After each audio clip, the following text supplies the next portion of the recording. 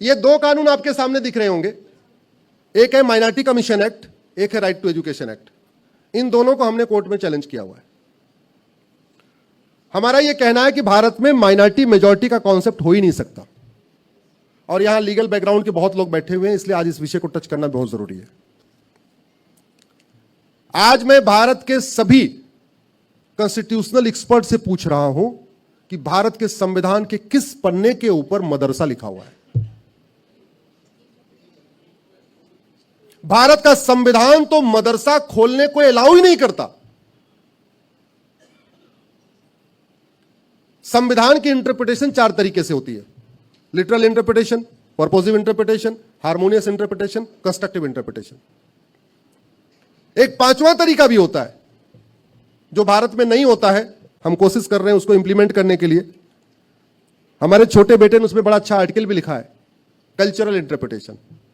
आप गूगल करिएगा cultural interpretation of the constitution, Nitin Upadhyay करके, छोटे बेटे ने उस पर काम शुरू किया है।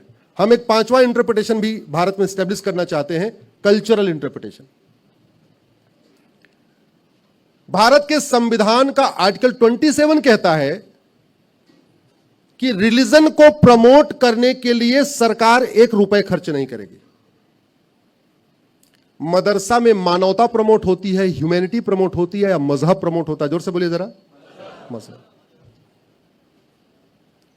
संविधान का आर्टिकल 28 कहता है कि किसी भी सरकार के द्वारा मान्यता प्राप्त स्कूल में, सरकार के द्वारा फंडेड स्कूल में कोई रिलीजियस टीचिंग नहीं होगी। मदरसों में सेकुलर टीचिंग होती है, रिलीजियस टीचिंग होती है? जोर से बोलिए जरा। तो 27 का वायलेशन हुआ, 28 का वायलेशन हुआ। अब आते हैं जिसके नाम पे मदरसा चल रहा है। मदरसा चल रहा है आर्टिकल 30 के नाम पे, और आप लोगों के पास व्हाट्सएप पे आता भी रहता होगा, आर्टिकल 30 को बदला जाए, आर्टिकल 30 को ये किया जाए। अरे भैया, आर्टिकल 30 को बदलने की जरूरत नहीं है, आर्टिकल 30 की सही इंटरप्रिटेशन करने की जरूरत है। मेरे पास ये आर्टिकल 30 में खोल के बैठा हूं, आर्टिकल 30 खोल के देखिए उसमें क्या लिखा हुआ है। उसमें लिखा है कि भारत के सभी नागरिकों को एजुकेशन इंस्टीट्यूशन खोलने का अधिकार है। रिलीजियस एजुकेशन इंस्टीट्यूशन नहीं, सिंपल एजुकेशन इंस्टीट्यूशन। इसका मतलब इंजीनियरिंग कॉलेज खोलने का अधिकार है, मेडिकल कॉलेज खोलने का अधिकार है, लॉ कॉलेज खोलिए, बीएड कॉलेज खोलिए, फार्मा कॉलेज खोलिए, और आईटीआई खोलिए, पॉलिटेक्निक खोलिए। मदरसा खोलने की इजाजत भारत का संविधान नहीं देता। ये जो मदरसे चल रहे हैं, ये सुप्रीम कोर्ट के माननीय जजों की गलती से चल रहे हैं, जिन्होंने आर्टिकल 30 को, रिलीजियस एजुकेशन इंस्टीट्यूशन को रिलीजियस एजुकेशन समझ लिया है। इसके ऊपर सबको खुल के बोलने की जरूरत है। आप नहीं बोलेंगे तो केवल मेरे अकेले बोलने से बात नहीं बनेगी, सब लोग बोलिए, आर्टिकल 30 को पढ़िए।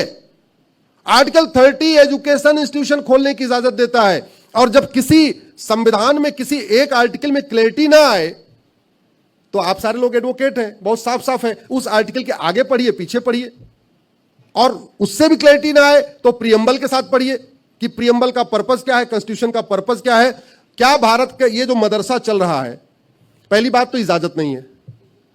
आर्टिकल 27 कहता है कि मजहब के आधार पर 1 रुपए नहीं खर्च करना, आर्टिकल 28 कहता है रिलीजियस टीचिंग नहीं देना, आर्टिकल 30 कहता है एजुकेशन इंस्टीट्यूशन खोलना। चलो हम मान लेते हैं इसमें भी क्लैरिटी नहीं आ रही है, तो प्रियम्बल के कौन से गोल को मदरसा अचीव करता है?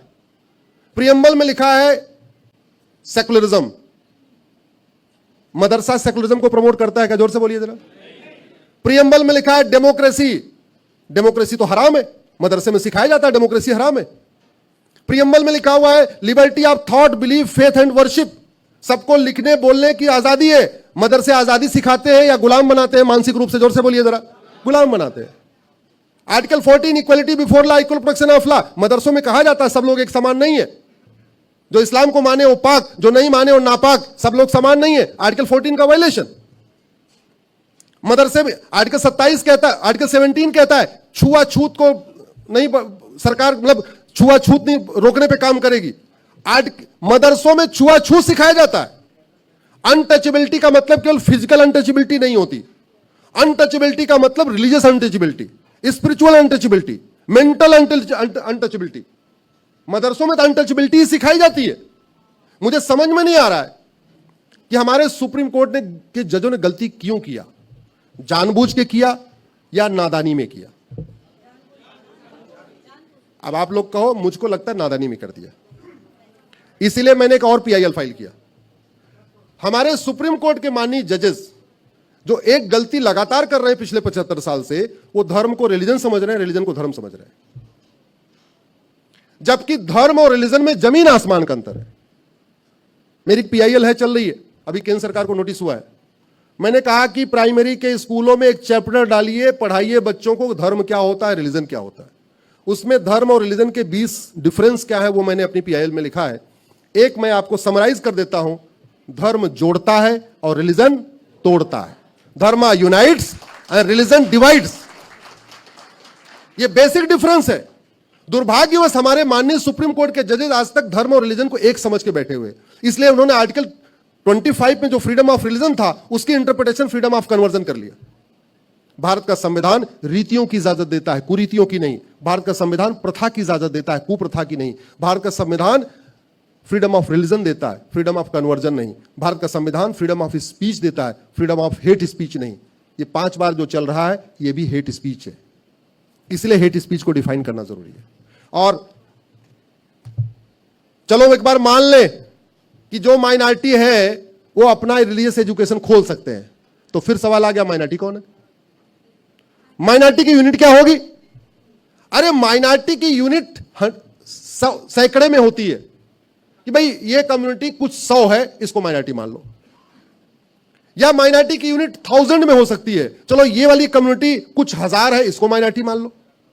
भारत बड़ा है तो चलो लाख ले लो कि भाई ये वाली कम्युनिटी कुछ लाख है, 5 लाख है, 8 लाख है, 10 लाख है, इसको माइनॉरिटी मान लो। माइनॉरिटी की यूनिट करोड़ नहीं होती। मैं कई बार सुप्रीम कोर्ट में भी कह चुका हूं, आपके सामने भी कह रहा हूं, माइनॉरिटी की यूनिट करोड़ नहीं होती। जिसकी संख्या करोड़ों में हो उसको माइनॉरिटी नहीं कहते। यूएन कहता है एनी ग्रुप और community which is socially, economically, politically non dominant and inferior in population less than 1%। ऐसा समुदाय जो सामाजिक रूप से उसकी कोई वजूद ना हो, आर्थिक रूप से कोई वजूद ना हो, राजनीतिक रूप से जिसका कोई वजूद ना हो, संख्या में नगण्य हो, 1% से कम हो, उसको माइनॉरिटी कहते हैं। यूएन की इसी डिफिनेशन को उठा के एक जैन साहब ने पीआईएल फाइल कर दिया। बाल पाटिल केस बड़ा फेमस केस है। बाल पाटिल पहले मुंबई हाई कोर्ट गए, बोले जी हम तो 1% से कम है, हमको माइनॉरिटी का दर्जा दे दो। हाई कोर्ट ने कहा आपने यूएन की जो डिफिनेशन अडॉप्ट किया है उसमें लिखा तो है 1% से कम, लेकिन उसमें लिखा है socially, economically, politically non dominant. तो बोले जी पॉलिटिकली भी हम नॉन डोमिनेंट है, हमारे कोई सांसद नहीं है। बोले तुम इकोनॉमिकली डोमिनेंट हो, तुम पूरे भारत के अर्थतंत्र पे तुम ही चला रहे हो, इसलिए तुम्हें माइनॉरिटी दर्जा नहीं मिलेगा। वो सुप्रीम कोर्ट तक गए। 2005 में जस्टिस धर्माधिकारी की बेंच ने वो जजमेंट दिया है, 3 जजों की बेंच ने, बड़ा फेमस केस है। उस समय सुप्रीम कोर्ट ने 2005 में कहा यह माइनॉरिटी मेजॉरिटी का कॉन्सेप्ट भारत की विभाजन की फाउंडेशन तैयार कर रहा है। 1947 में रिलीजन के आधार पर भारत का विभाजन हुआ है। अगर यह माइनॉरिटी मेजॉरिटी का कॉन्सेप्ट चलेगा, यह देश को फिर से टुकड़े कर देगा। और जानते हैं 2005 में जजमेंट आया, उनको माइनॉरिटी का दर्जा देने से मना कर दिया, और अगले साल 2006 में माइनॉरिटी फिल्म मिनिस्ट्री बन गई। उसके पहले भारत में माइनॉरिटी फिल्म मिनिस्ट्री होती नहीं थी। जो यंग जनरेशन उनको लग रहा है सदियों से माइनॉरिटी फिल्म मिनिस्ट्री चल रही होगी, माइनॉरिटी फिल्म मिनिस्ट्री पहली बार भारत में 2006 में बनी है। इसलिए मैंने इस कानून को चैलेंज किया है कि भारत में यह माइनॉरिटी मेजॉरिटी का कॉन्सेप्ट खत्म होना चाहिए। और उससे भी बड़ा पाप 2012 में हुआ, जब राइट टू एजुकेशन एक्ट बना तो इसमें लिखा था कि जहां भी 14 साल तक के बच्चे पढ़ेंगे वहां हर जगह लागू होगा। यानी गुरुकुल में पढ़ेंगे, मिशनरी स्कूल में पढ़ेंगे, मदरसा में पढ़ेंगे, जहां पे भी पढ़ेंगे राइट टू एजुकेशन लागू होगा। किसी गुरुकुल ने इसका विरोध नहीं किया, हमको इस कानून के दायरे से बाहर निकालो। किसी इवन मिशनरी स्कूल ने भी विरोध नहीं किया, हमको इस कानून के दायरे से बाहर निकालो। लेकिन जमीयत उलमा हिंद और पर्सनल लॉ बोर्ड ने आंदोलन शुरू कर दिया 2011 में, और 2012 में एकाएक इस राइट टू एजुकेशन एक्ट को बदल के मदरसों को इसके दायरे से बाहर निकाल दिया गया। तो बाकी जहां स्कूल में टीचर के लिए टीईटी अनिवार्य है, टीचर समझते हैं ना, टीचर एलिजिबिलिटी टेस्ट, मदरसों में पढ़ाने के लिए टीईटी अनिवार्य नहीं है। मदरसे चूंकि इस राइट टू एजुकेशन के दायरे से बाहर हो गए, तो नतीजा यह है मदरसे में कौन पढ़ा रहा है सरकार ऑडिट नहीं कर सकती, कौन सा किताब पढ़ाई जा रही है सरकार देख नहीं सकती, कौन पढ़ने वाला, कौन पढ़ाने वाला, कहां से फंडिंग आ रही है, कितने पढ़ाने वाले, कितने पढ़ने वाले, सरकार कुछ नहीं कर सकती।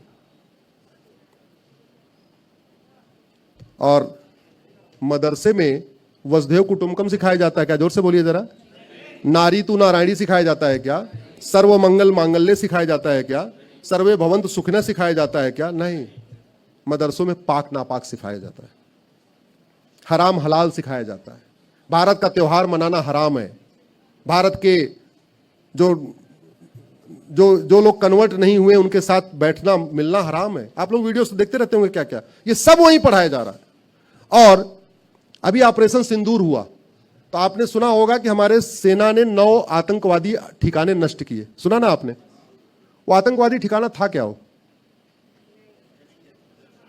हाँ, यस, वो आतंकवादी ठिकाना कोई ऐसा ऑडिटोरियम नहीं था।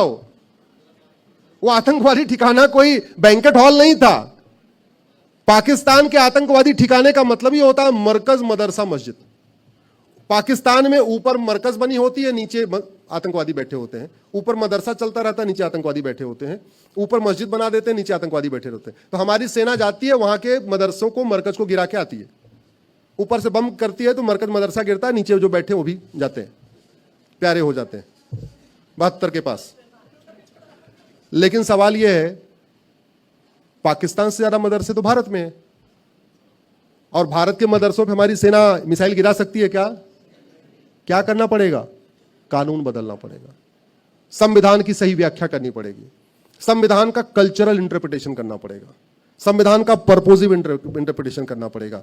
बहुत दिक्कतें ये हुई हैं। हमारे जो शुरुआत के जो जजेस थे सुप्रीम कोर्ट के, चूंकि उनके पेरेंट्स अंग्रेजों के जमाने में बैरिस्टर थे, उनकी पूरी पढ़ाई लिखाई कॉन्वेंट की हुई थी, तो उनको धर्म और रिलीजन के बीच का अंतर नहीं पता। उन्होंने संविधान की व्याख्या थोड़ा ठीक से नहीं किया, भारत के सुरक्षा को ध्यान में रखते नहीं किया। उस व्याख्या को ठीक कराना है, लेकिन उस व्याख्या को ठीक कराने का तरीका है जैसे मुंबई में सारे वकील इकट्ठा हुए हैं, ऐसे सारे जिलों में वकील इकट्ठे हों। तो मैं तो विश्व हिंदू परिषद से कहूंगा, भाई साहब ऐसा कार्यक्रम प्रत्येक जिले में रखिए, एक एक कर रखिए, सबको जगाना होगा। आज ही आप एक नोडल जो है, एक नोडल किसी को अपॉइंट कर दीजिए कि कम से कम महाराष्ट्र के सभी जिलों में एक बढ़िया अपना जिस तरीके का आज कार्यक्रम हुआ है सभी में होगा। नहीं तो ब्रिजेश जी को बना दीजिए, तो कुछ दिन के लिए वकालत छोड़ दो भाई, ये काम करो, धर्म बचेगा तो वकालत वकालत होती रहेगी। बहुत बहुत धन्यवाद, बहुत बहुत आभार। भारत माता की, भारत माता की, भारत माता की। एक बार आप लोग खड़े हो जाइए, एक मेरा नारा है वो लगा लीजिए। ये हमारा नारा हैक कर लिया वामपंथियों ने। आपको पीछे पीछे बोलना है, हमें चाहिए आजादी। जोर जोर से बोलना है, पूरे हाथ की एक्सरसाइज करते हुए। गुलामी के नाम से, गुलामी के निशान से, गुलामी की कुरीतियों से, गुलामी की कुप्रथाओं से, गुलामी की शिक्षा से, गुलामी के झूठे इतिहास से, लफ्ज लैंड जहाज से, धर्मांतरण कराने वाले जमातियों से, धर्मांतरण कराने वाली मिशनरियों से, रोहिंग्या बांग्लादेशी घुसपैठियों से। भारत माता की, भारत माता की, भारत माता की। बहुत बहुत आभार।